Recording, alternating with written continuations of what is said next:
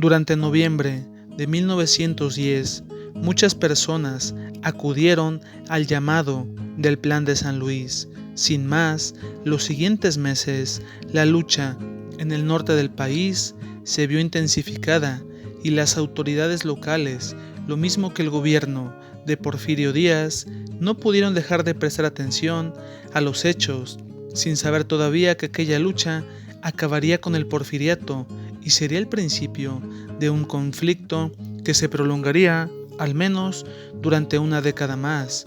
Después de años, varios hombres serían conocidos y pasarían a la historia.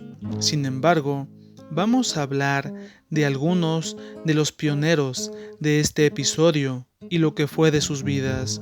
Lo anterior, mediante una fotografía, la famosa foto donde aparece Francisco I. Madero al centro, mientras lo acompañan varios de los implicados. De modo que, en esta ocasión, Gallo Sócrates te presenta la fotografía de los pioneros y las historias posteriores. Durante la época en la que el triunfo ya era casi un hecho, los grandes involucrados en la lucha maderista se tomaron esta famosa fotografía, de manera que vamos a identificar a varios de ellos y a comentar lo que fue de sus vidas con el paso de los años. Del origen de esta fotografía existen varias versiones y en este caso vamos a considerar la que menciona que dicha foto fue tomada la mañana del 30 de abril de 1911. Se dice que Madero llamó a varios fotógrafos que cubrían el frente de batalla y se colocó junto a sus colaboradores para una sesión fotográfica, seguro de que estaban haciendo historia. Los presentes aparecen desarmados, lo que no era muy común en aquellos días. Muchos dicen que se buscaba demostrar que no solo eran hombres de combate, sino que también eran civiles. Vamos a identificar a los implicados. Justo al extremo aparece José María Pino Suárez. Si bien su nombre es muy conocido, se menciona poco de su historia. De hecho, es el único hombre del sur que aparece en la fotografía. Fue un periodista de Yucatán, gran apasionado de la poesía, y acompañó a Madero durante sus giras de campaña. Después del triunfo, muchos se mostraron descontentos de que fuese impuesto como candidato a la vicepresidencia, y de hecho logró ser vicepresidente. Durante febrero de 1913 fue detenido junto al presidente Madero y los dos estuvieron presos en un cuarto de intendencia de Palacio Nacional. La noche del 22 de febrero fue testigo de cómo los hombres de Victoriano Huerta acababan con Madero. Intentó escapar y también fue abatido. De su final existen varias versiones. Después tenemos a Guadalupe González, originario de Zacatecas. Fue abogado y durante su estancia en Guadalajara conoció a varios de los sublevados, de manera que decidió apoyar a la causa maderista.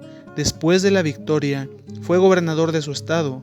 Lamentablemente, dejó este mundo en 1912 a causa de un problema de salud. Se le consideraba un hombre honesto y con gran futuro en la política. De don Venustiano ya hemos dicho bastante.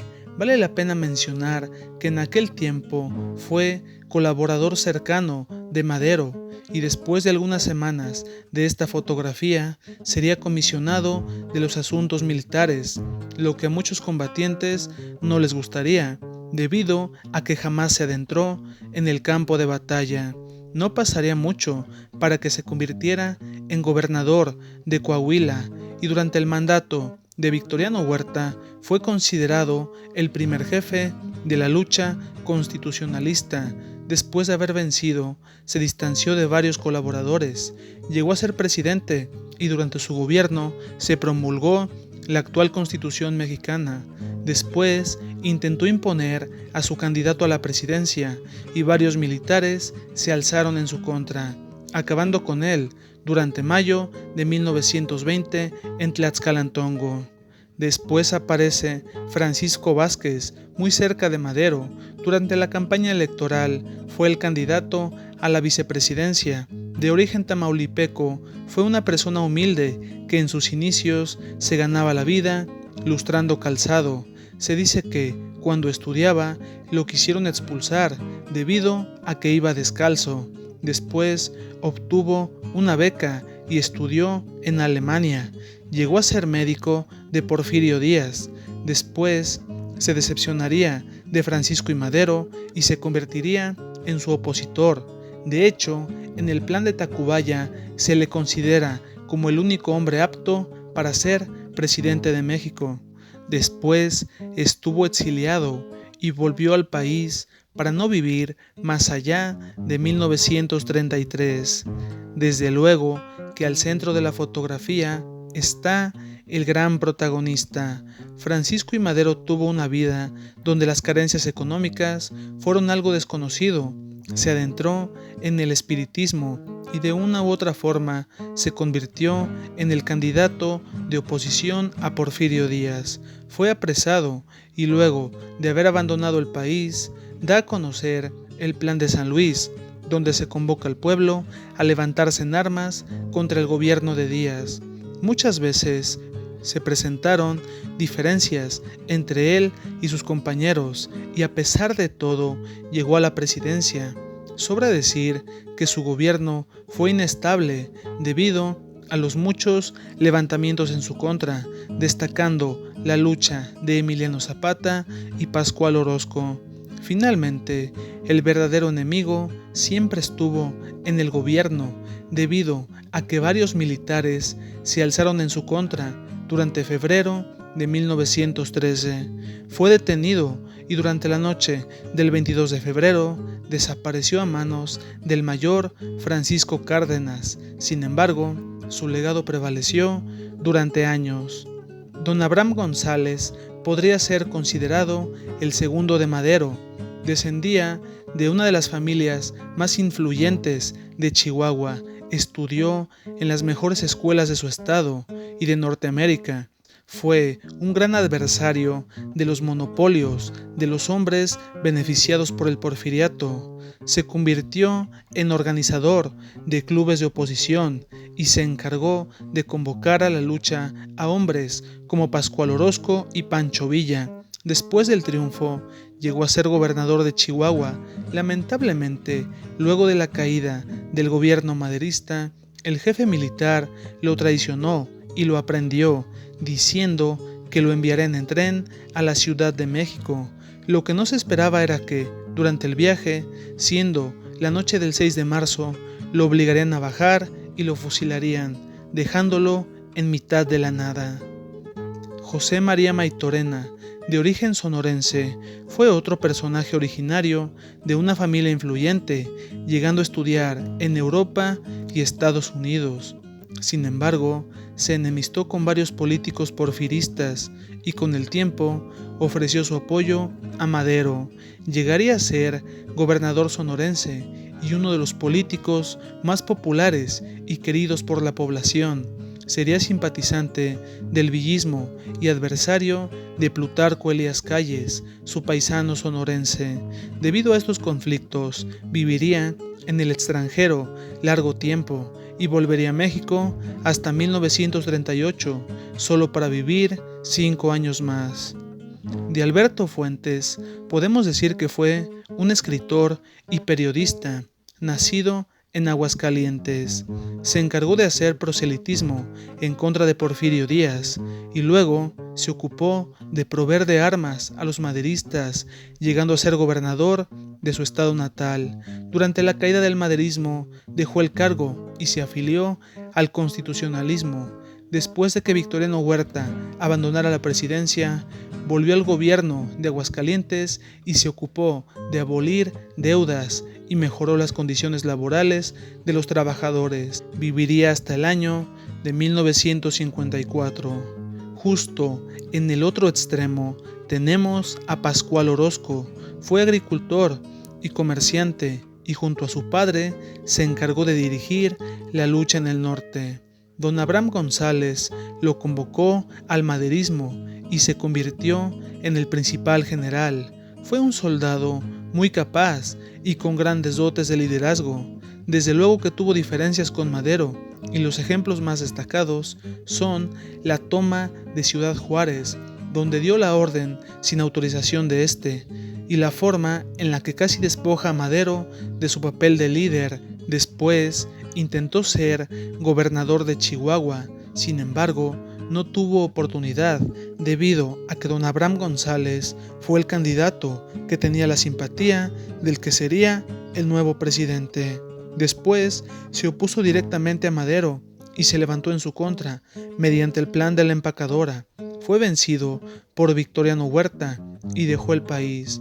Lo más irónico es que, luego de que Huerta llegara al poder, lo invitó a apoyar al nuevo gobierno, lo que asombrosamente aceptó, siendo gran enemigo de Pancho Villa. Después de que Huerta fuese vencido, abandonó México y fue abatido por las autoridades norteamericanas durante agosto de 1915. Ya en el extremo superior se encuentra Doroteo Arango, a quien todos conocemos como Pancho Villa. De su historia hemos hablado considerablemente. Sabemos que fue de origen humilde y desde joven fue un hombre fuera de la ley. Se convirtió en asaltante de caminos y cuatrero. Varias versiones dicen que fue don Abraham González quien lo invitó a la lucha maderista, mientras que otros aseguran que fue Pascual Orozco. Durante esta época fue coronel y combatió como pocos. Se unió a Orozco cuando éste quiso despojar a Madero del poder, mas desistió de su empeño y aseguró que sería leal a Madero. Durante 1912 enfrentó a los orozquistas. Luego estuvo a punto de ser fusilado por órdenes de Victoriano Huerta. Después fue encarcelado, logrando escapar a Estados Unidos. A la caída del gobierno de Madero, volvió a México y combatió al huertismo, llegando a ser general de la División del Norte, lo mismo que jefe del ejército convencionista. Durante 1913 y 1914 destacó en el campo de batalla, llegando a ser el gran protagonista durante la toma de Zacatecas. De igual manera, fue gobernador de Chihuahua. Ya en 1915 se enfrentó a Álvaro Obregón en el Bajío, siendo vencido y convirtiéndose nuevamente en un hombre fuera de la ley. Dio la orden de atacar Columbus y también se volvió enemigo del gobierno norteamericano. Durante 4 años fue un hombre buscado y en 1920 decidió abandonar las armas. Vivió un par de años en la hacienda de Canutillo, dando trabajo a los veteranos de la lucha. Fue emboscado y acabaron con él en julio de 1923. Junto a Pancho Villa tenemos a Gustavo Madero. Desde niño fue muy cercano a su hermano Francisco y en su juventud fue un talentoso hombre de negocios. Se encargó de la compra de insumos militares y cuentan que en más de una ocasión se adentró en el campo de batalla. Durante el gobierno de su hermano obtuvo un cargo público y muchos dijeron que aquello fue un acto de nepotismo. Llegado el año de 1913, desconfió de Victoriano Huerta y lo detuvo, llevándolo ante su hermano, acusándolo de negociar con los golpistas. Madero no dejó de apoyar a Huerta y este, en venganza, apresó a Gustavo, entregándolo a un grupo de soldados furiosos que acabó con él de una forma despiadada. Desde luego que junto a Gustavo se encuentra su padre, don Francisco Madero Hernández. Fue descendiente de una de las familias más poderosas de Chihuahua y desde luego que entró en conflicto con los caciques porfiristas. No siempre apoyó las aspiraciones de su hijo. Más de una ocasión intentó disuadirlo y cuando inició la lucha fue de los más interesados en que se firmara la paz. Después de la desaparición de sus hijos Francisco y Gustavo, se exilió en Estados Unidos, donde su vida terminaría el 3 de septiembre de 1916. Junto a Francisco Madero padre tenemos al único extranjero, Giuseppe Garibaldi, nieto del libertador de Italia y gran aventurero. De él hablaremos muy poco, debido a que tenemos un video con toda su biografía, mismo que publicaremos en próximas fechas. Solo diremos que participó en la toma de Ciudad Juárez y que destacaría como un soldado tenaz dentro y fuera de México. Después está Federico González Garza, de origen coahuilense. Se desempeñó como telegrafista en San Pedro de las Colonias. Luego conoció a Madero y simpatizó con sus ideales. Lo siguió en su campaña y lo acompañó aún en los momentos más difíciles. De hecho, estuvo presente cuando fue aprehendido. Se unió a las filas del villismo y apoyó al constitucionalismo, del que se distanciaría, y durante la Convención de Aguascalientes fue uno de los participantes más destacados. Viviría hasta 1951 y su hermano sería presidente por medio de la convención. José de la Luz Blanco nació en Chihuahua, en el municipio de Santo Tomás. Llegado el día 20 de noviembre, se levantó en armas en su ciudad natal, libró varias batallas hasta 1911, llegando a participar en la toma de Ciudad Juárez. Durante 1912 se enfrentó a los orosquistas, siendo abatido en Ciudad Madera durante 1913.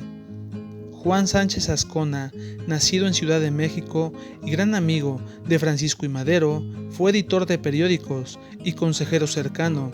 De hecho, fue secretario particular de Madero, lo apoyó durante las campañas políticas y participó en la elaboración del Plan de San Luis.